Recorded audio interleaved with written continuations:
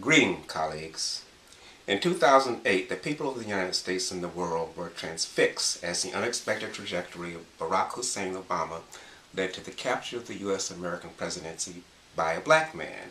Though his mixed-race background somewhat complicates the issue, few born before 1980 thought they would see the election of a black person as president of the United States in their lifetimes. What made this most remarkable is that this reversed the rising arc of backlash against racial, gender, and social equality that the U.S. American public associate with the reaction to the civil rights movement, especially its more radical formulations, the women's movement, especially feminists, and opposition to U.S. wars against third world nations such as Vietnam. Some scholars and social justice activists also situate this event following 30 years of a neoliberal onslaught and itself, which followed 60 years of a cultural counter-revolution against the American Social Compact represented in New Deal liberalism, the Civil Rights Movement, and the Women's Liberation Movement. I will admit that this turn of events did indeed seem unlikely, but I was less surprised than some because of my experience in the Black Radical Movement and the multiracial anti-colonial left that existed in the 60s and 70s, which inculcated a sense of possibility which was palpable during that period and which I believe gave us a sense of the power of the people that could not be destroyed. Throughout the Reagan-Bush counter-revolution, we refused to adjust to the new realities as did some on the left.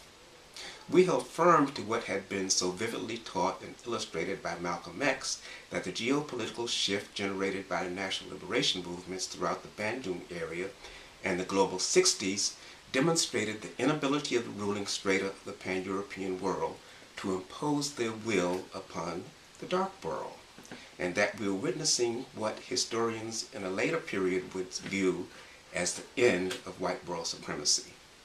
During this period, Mao Zedong, no doubt remembering his discussions with Dr. Du Bois a few years before, formulated his statement indicating the support of the Chinese people for the black liberation in the United States.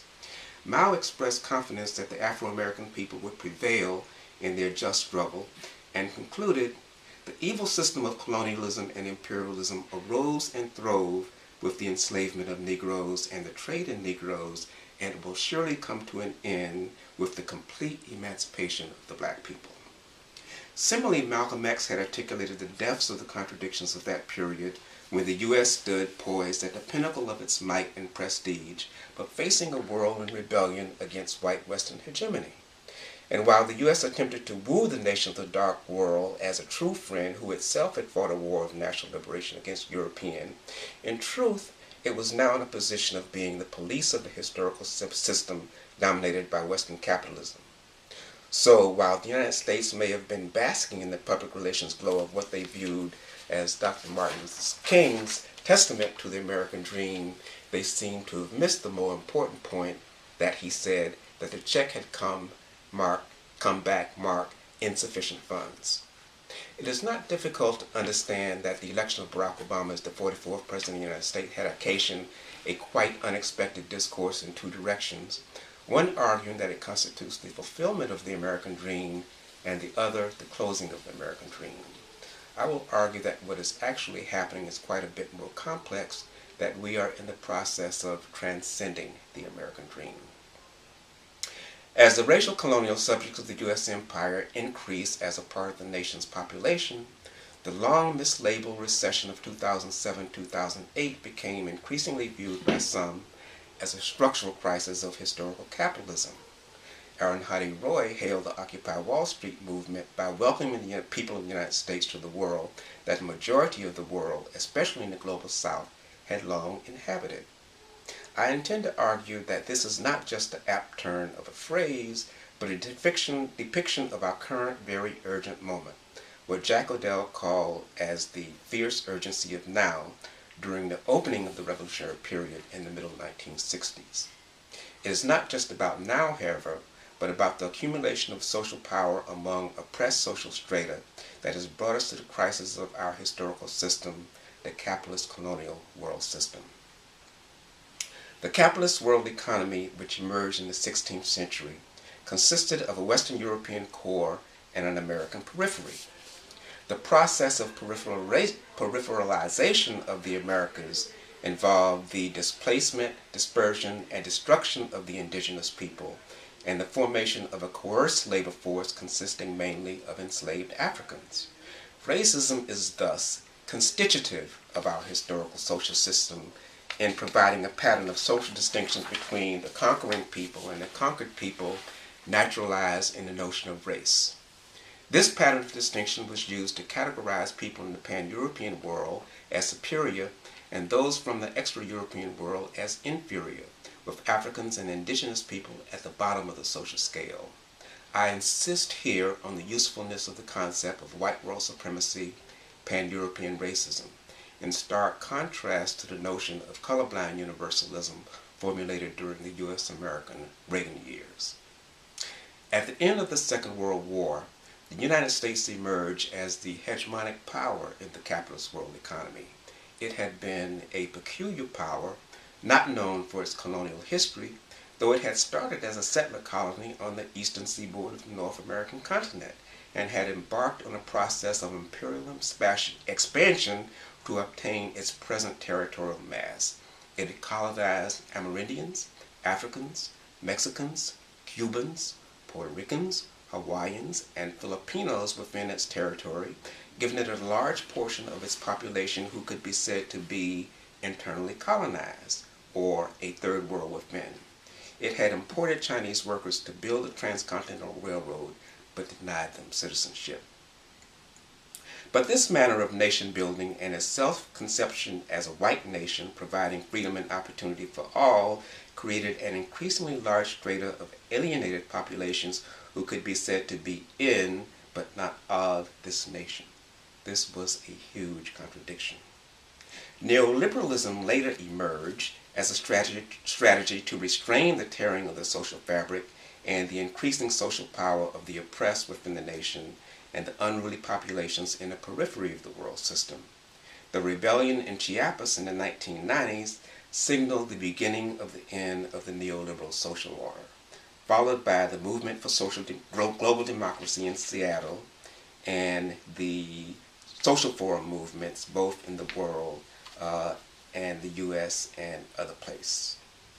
At this point, soft multilateralism of the liberal center could no longer rule, and the right called for a more muscular, unilateral policy based on military domination, which came to be expressed in the Project for a New American Century, which brandished the specter of preemptive warfare to intimidate any opposition to the U.S., as if someone had forgotten the fate of the dream of a 1,000-year Reich in 1930s Germany. U.S. hegemony was no more, though it took time for many within the United States to recognize this, even on the left. The radicalization of the Black freedom movement after 1965, the movement toward a radical rainbow coalition called by the Black left, and the rise of a third world within during the post-1965 demographic transformation of the United States provided a setting for a far more serious confrontation with the U.S. as a white nation, in which excluded groups articulating ideas not of revenge, but of democracy, justice, and equality for all will call for a fundamental democratization and liberation of the traditional concept of the American nation. Perhaps the November 2008 election of Barack Obama is but a signpost of the future to come. No doubt, many who voted for him held such hopes. Indeed, the best-kept secret of the neoliberal era was that the condition of the working and middle classes across the board had deteriorated substantially as the collapse of what some call the Fordist model of accumulation was replaced by financial wheeling and dealing, creating profits by blowing up economic bubbles which enriched capital, while the conditions of the working population continued to deteriorate. For some, the emergence of Barack Obama as the carrier of the mantle of the civil rights era seemed to promise change. But the Obama era promise faded in the face of snarling, racist right-wing stormtroopers who did the work of capital by intimidating all opposition and intensifying the rhetoric of the post-1960s counter-revolution using public resources for the racialized and gendered undeserving poor. Finally, capital's Once favored children recognized they were no longer favored, and this broke the focus on the crimes, the bad behavior, and bad culture of the usual suspects, and focused finally on the 1%. The revolution of 1968, which some of us miss, is now back on the agenda. And this time, historical capitalism itself has moved far from equilibrium, and our own struggles need to focus on the world beyond capitalism. The concentration of so many within the United States who do not comport with the face of the white nation makes the nationalism of empire that had been the foundation of U.S. American power a disintegrating force. What we are now called to do is to embark on the project of creating a new world. Not only is a better world possible, the old world is no longer possible. What must we do? Looking back again at the 2008 Obama election, it represented what I think is a revival of some of the momentum of the historical power of the struggles of the third world within the United States, but a movement with nowhere near the strength that it wielded in the 1960s and 1970s heyday. Now, this is a long movement that has built since the arrival of some of us on slave ships and grew in the 19th and 20th century till it became center stage in U.S. American life. The New Negro movement pushed the whole of society to the left, intersecting with the world communist movement in the Russian Empire and in Central and Eastern Asia, and assimilating troops from the Caribbean, Latin America, and Africa. We cannot lose sight of the strength which this implies.